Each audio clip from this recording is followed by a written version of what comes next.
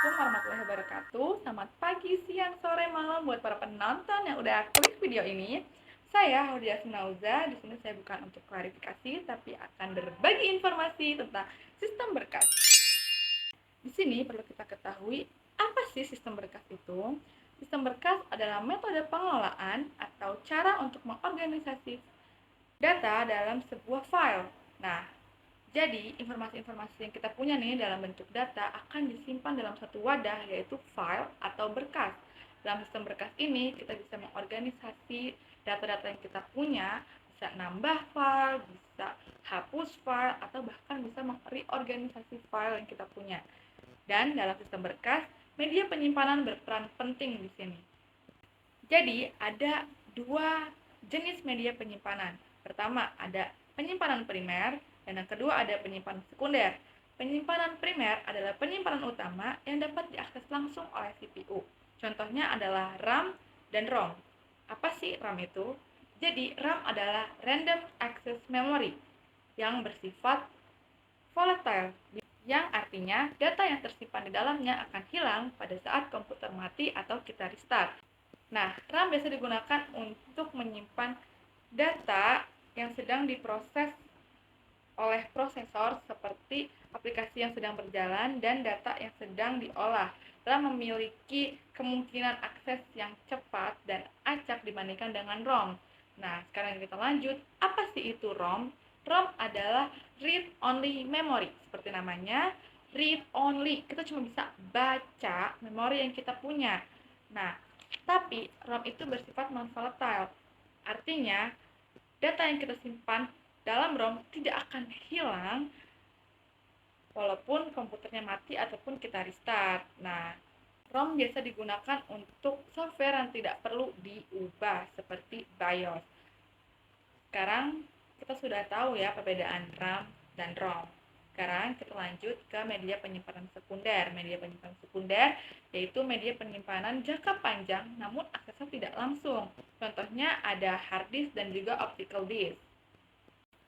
Dalam sistem berkas terdapat organisasi berkas primer, yaitu cara menyimpan atau mengakses file pada sistem komputer yang kita punya agar lebih terstruktur dan efisien.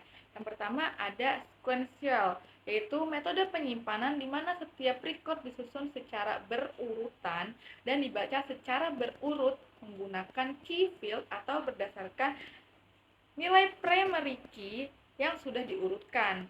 Kelebihannya, akses data dilakukan secara linear, cocok untuk pemrosesan batch atau pemrosesan secara berkelompok. Ingat, secara berkelompok, bukan untuk pemrosesan data tunggal.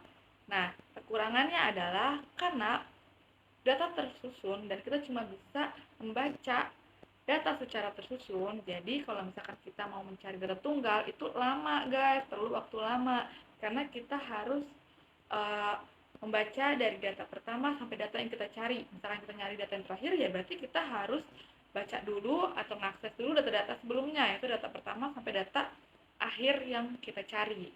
Oke, next yaitu ada organisasi berkas langsung, yaitu metode penyimpanan data secara random atau secara tidak berurutan, namun langsung ke alamat tertentu berdasarkan kunci unik. Nah, alamat tertentu ini ditentukan berdasarkan fungsi, yaitu fungsi hash atau algoritma pengalamatan langsung. Nggak perlu tuh kita cari dulu dari data pertama, nggak perlu, kita bisa langsung loncat ke data yang kita cari, langsung ketemu data yang mau kita cari. Metode ini memiliki kelebihan yaitu meningkatkan kecepatan dan efisiensi dalam pencarian data tertentu atau data tunggal. Nah, yang ketiga ada yang namanya sequential berindeks. Nah, jadi organisasi ini adalah gabungan dari dua organisasi sebelumnya, yaitu organisasi sekuensial dan juga organisasi langsung.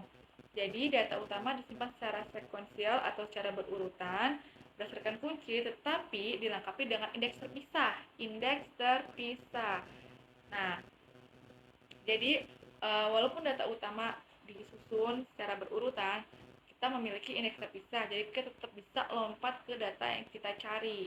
Jadi nggak perlu kita baca dari awal ke data sebelumnya, kita langsung bisa lompat seperti cara dari direct. Nah, jadi kelebihannya itu bisa fleksibel karena dapat mendukung pemrosesan batch atau pemrosesan secara berkelompok. Karena dia tetap tersusun secara berurutan, kita tetap bisa nih fleksibel, kita tetap bisa cari data berkelompok. Nah, karena punya indeks terpisah juga, kita tetap bisa nih nyari data tunggal karena bisa langsung loncat ke data yang mau kita cari. Jadi itu dia guys, 3 organisasi berkas primer yang kita ketahui. Nah, sekarang kita bisa tahu seberapa pentingnya sistem berkas dalam hidup kita. Bayangin kalau nggak ada sistem berkas di sistem komputer yang kita punya, data-data yang kita punya bakalan tidak terstruktur, bakal acak-acakan, kita jadi kesulitan untuk mengelola data, penyimpanan yang tidak beraturan atau terorganisir. Bayangin kalau misalkan kita itu punya data, kita mau menyimpan data itu, tapi kita karena kita bingung dan acak, jadi itu asal-asalan. Jadi kita kayak ngopi, taruh di situ, ngopi, asal taruh, ngopi, asal itu. Jadi kita punya banyak salinan data, dan di tempat yang acak itu malah ngabisin memori kita. Jadi kan itu kayak nggak efisien kan, dan kita juga bisa kehilangan data karena itu tidak terstruktur kan datanya, tiba-tiba data kita hilang aja nggak tahu kemana. Dan kita juga susah untuk berbagi data karena data yang tidak terstruktur nyarinya aja susah, jadi kan mau bagi-baginya juga susah. Baik teman-teman semuanya, sekarang dapat kita simpulkan bahwa sistem berkas itu sangat penting dalam pengelolaan data di komputer kita dengan media penyimpanan sebagai elemen kunci, ya kan? Nah, dari ketiga jenis organisasi berkas primer yang sudah saya jelaskan sebelumnya itu pasti memiliki kelebihan dan kekurangan masing-masing yang sudah saya sebutkan tadi juga. Nah, maka dari itu kalian bisa mempertimbangkan nih mana yang cocok dan mana yang sesuai dengan kebutuhan kalian. Jadi itu dia guys, informasi tentang sistem berkas yang bisa saya sampaikan. Kurang lebihnya mohon maaf. Kalau misalkan ada salah-salah kata, saya juga minta maaf. Sekian dari saya. Wassalamualaikum warahmatullahi wabarakatuh. See you guys. Bye.